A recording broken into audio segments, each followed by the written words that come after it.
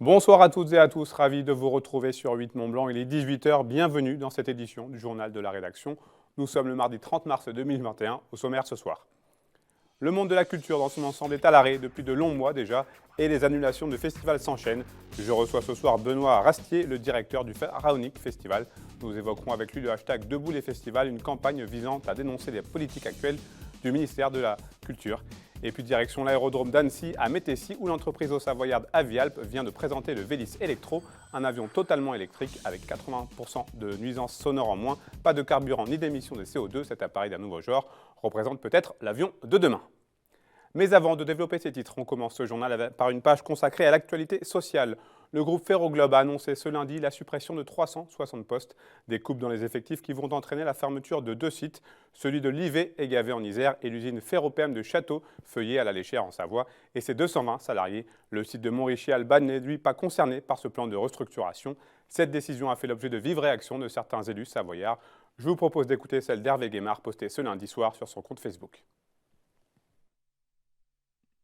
Nous sommes évidemment catastrophés par l'annonce ce matin de la fermeture à terme de l'usine de Château-Feuillet. Et nous sommes également en colère parce que après une belle réussite pendant 15 ans de cette usine qui a été sauvée en 2005, ces derniers mois, nous avons vu la situation se détériorer avec un groupe Ferroglobe qui n'a pas assumé ses responsabilités et a laissé les salariés, leurs organisations syndicales, les élus que nous sommes dans le désarroi.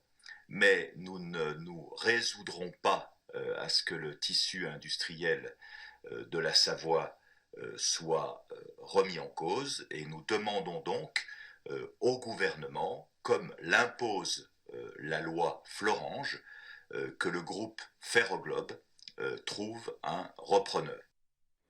Les salariés du secteur de la petite enfance sont à bout, en témoigne cette nouvelle journée de mobilisation et de grève nationale.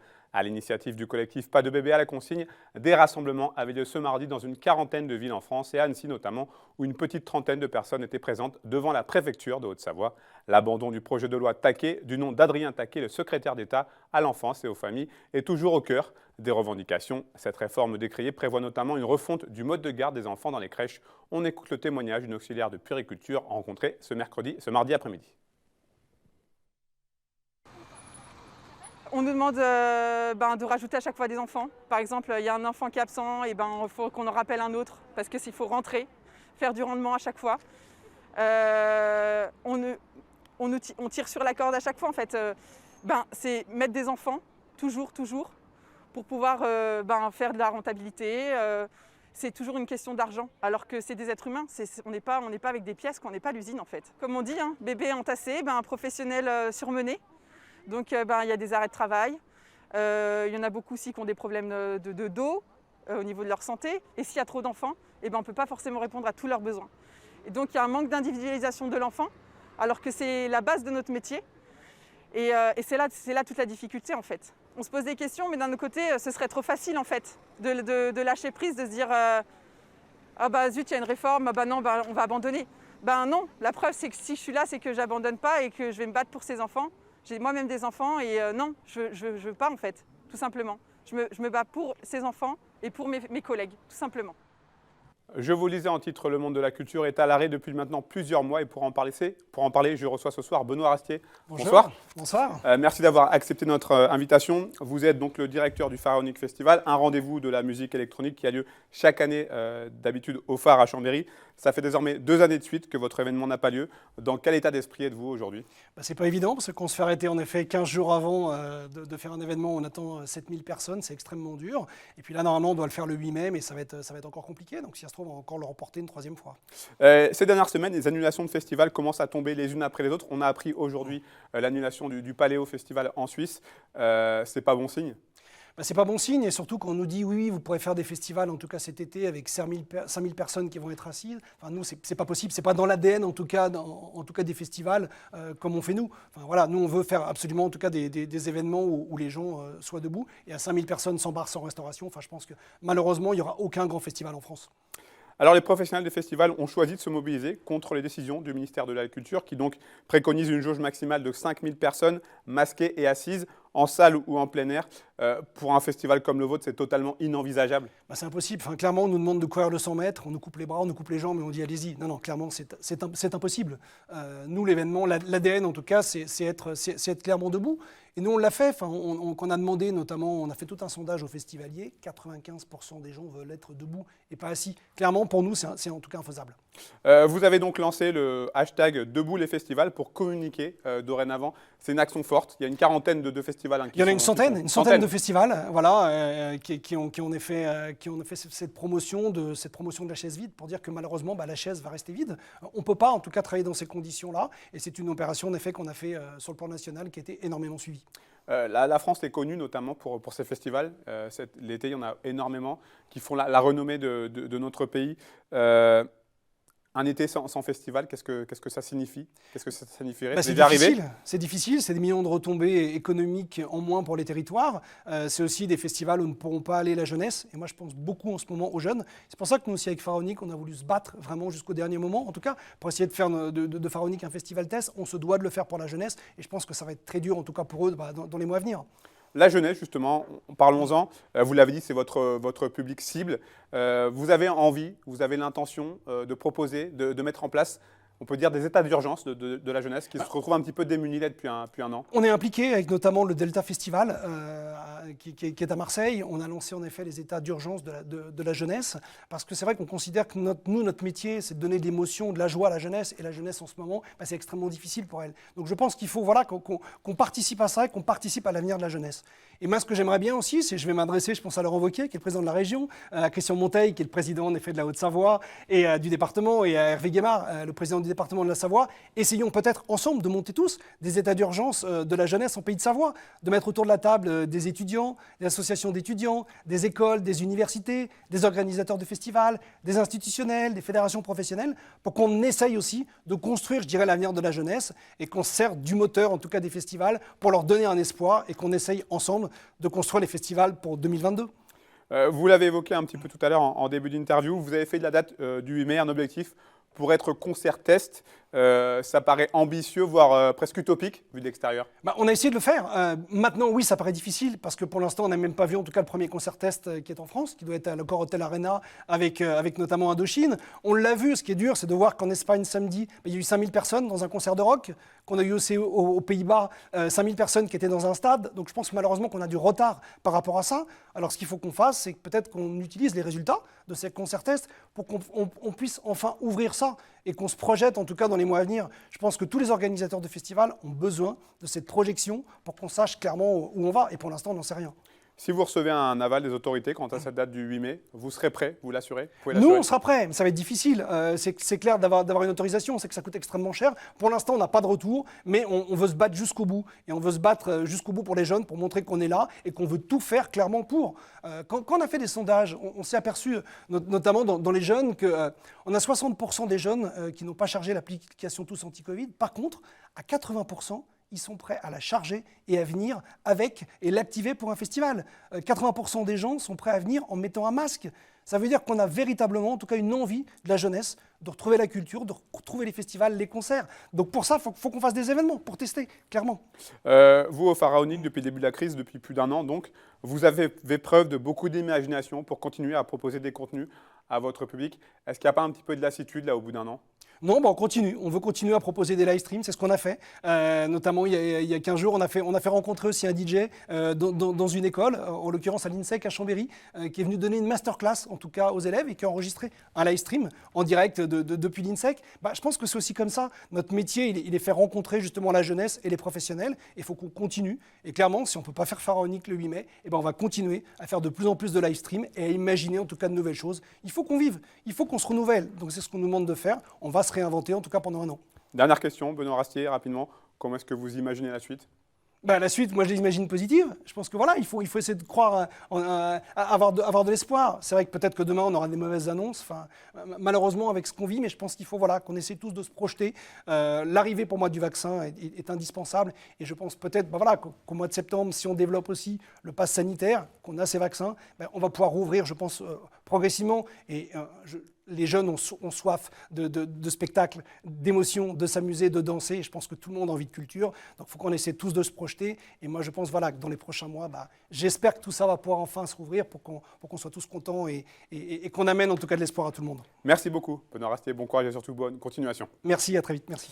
On reste en Savoie avec le Grand Chambéry qui ouvre 6 nouveaux centres de vaccination en plus de celui du manège. Depuis ce lundi 29 mars, un calendrier bien précis a été mis en place puisque chaque nouveau centre ne sera ouvert qu'1 jour par semaine. Le lundi à Saint-Alban-l'Est, le mardi à Chial-des-Eaux, le mercredi ce sera au tour de Cognin d'accueillir les personnes qui souhaiteraient venir se faire vacciner. Le jeudi, le rendez-vous est fixé à Saint-Jean-d'Arvé.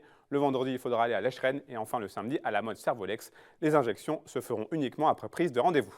À l'occasion de la journée mondiale des troubles bipolaires, ce 30 mars, le groupe haut-savoyard Crazy Jess a choisi d'évoquer ce trouble dans sa dernière chanson intitulée sobrement Bipolarité, le but étant de sensibiliser autour de cette psychose maniaco-dépressive qui touche près de 600 000 personnes en France. Le sujet touche directement Jessica Morel, la chanteuse du groupe, dont le père a été diagnostiqué bipolaire. On les écoute. C'est un sujet en plus qui est vraiment de société, puisqu'en ce moment, en fait, avec le problème de la Covid, tout ce qui est maladie émotionnelle et mentale, en fait, sont quelque chose qui est vraiment accru. Donc, en fait, c'est sorti. En fait, on a vraiment voulu mettre ce sujet en avant avec le contexte actuel et le fait aussi que c'est un titre qu'on a voulu mettre en avant pour l'album, pour la sortie de notre album. Le fait de faire du rock était pour moi de se dire, c'est le moment de parler de choses engagées. Et surtout, finalement, ça a été en écriture automatique, vraiment le sujet de la bipolarité qui a bercé finalement, entre guillemets, toute mon enfance et qui est un sujet difficile et tabou. On a été dans un mutisme pendant toutes ces années et le fait de vouloir faire cette formation rock, je me suis dit c'est le moment de libérer la parole et à mon tour d'oser transmettre en fait ce problème et d'aider les familles par le biais de la musique, en tout cas les familles qui vivent avec des gens qui sont bipolaires.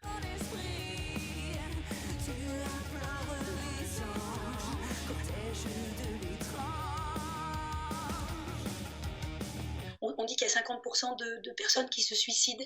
Et là, ce message, c'est de se dire notre famille est restée soudée malgré les phases maniaques et dépressives de mon papa et les allers-retours en hôpital psychiatrique. Et en fait, il y a eu cette prise de conscience par l'amour familial de se dire il faut se soigner. On a été ensemble pour pouvoir stabiliser finalement la maladie. Et aujourd'hui, mon papa est même prof de yoga.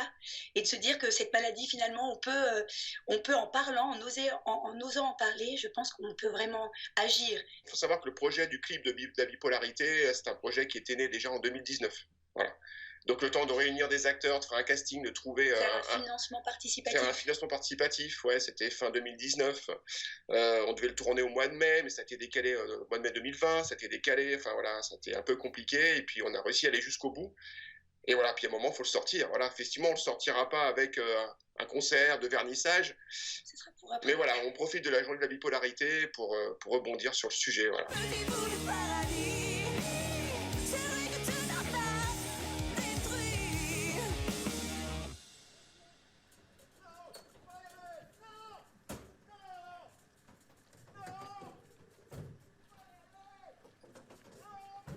À quelques jours de Pâques, focus ce soir sur une manufacture pas comme les autres, spécialisée dans la torréfaction du café et du cacao et dans la fabrication de chocolat. L'entreprise Chouka, basée à Chamonix, connaît un franc succès depuis son lancement en février dernier. Entre traçabilité et transparence, la formule est d'ores et déjà gagnante, comme a pu le constater sur place Emmanuel Jaude.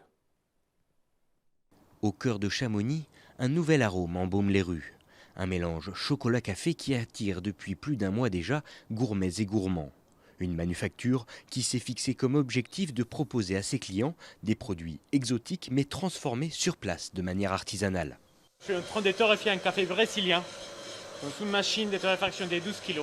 Donc là, on a mis le café vert, il est tombé dans le tambour qui est en train de tourner et c'est comme un four qui tourne. Donc on a les cafés qui commencent à changer de couleur. Malgré une expertise certaine, le challenge est de taille afin de s'adapter au goût de chacun. Moi, je parle et il m'en a appris que la vérité est dans la tasse. Donc la tasse change partout dans le monde. Donc, ici, on cherche une tasse qui s'adapte à l'expectative des gens de Chamonix, des gens qui visitent Chamonix, des amateurs de la montagne. Donc, c'est quand même une ville assez cosmopolite et je suis assez attentif au retour. Donc on cherche vraiment une tasse qui soit en torréfaction pas hyper poussée à l'italienne, mais non plus une tasse à la scandinave très claire. Donc on cherche vraiment un équilibre et on cherche vraiment, on est toujours à l'écoute des consommateurs pour trouver une tasse vraiment balancée. Avec un torréfacteur colombien, une barista italienne et une productrice de chocolat française, l'exigence est de mise, qui plus est que le travail se fait sous les yeux des clients.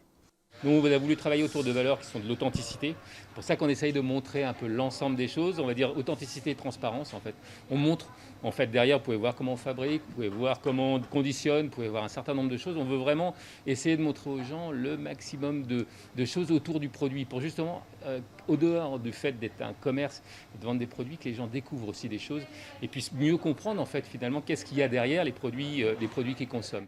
Une démarche qui a vite convaincu de nombreux passionnés à s'embarquer dans l'aventure. C'est extrêmement important pour moi dans l'alimentation de savoir d'où vient ce que je consomme personnellement et ce qu'on consomme. Et aussi dans mon travail et dans ma démarche personnelle de participer à une éthique de consommation. Donc évidemment c'est très important pour moi de travailler à partir des produits bruts. C'est pas un produit local, donc c'est difficile parfois d'avoir une transparence sur ce qui vient de l'autre bout du monde. Mais voilà, si on peut y participer, en tout cas à notre échelle, au niveau de la production, faire des produits plus sains et puis en respectant, parce que c'est vraiment une démarche ici, en respectant la saveur et dans le respect de la fève en fait. Une manière de faire qui semble d'ores et déjà avoir conquis le public chamoniard, un mois à peine après avoir ouvert ses portes. Prenons la direction de l'aérodrome d'Annecy à présent pour une petite révolution. La société Avialp a présenté la semaine dernière le Vélis Electro. Cet appareil d'un nouveau genre est le premier avion 100% électrique certifié en France. Et grâce à cet avion qui n'émet pas de CO2 et qui n'utilise pas de carburant, Avialp espère bien négocier au mieux le virage de la transition écologique dans l'aéronautique. Reportage.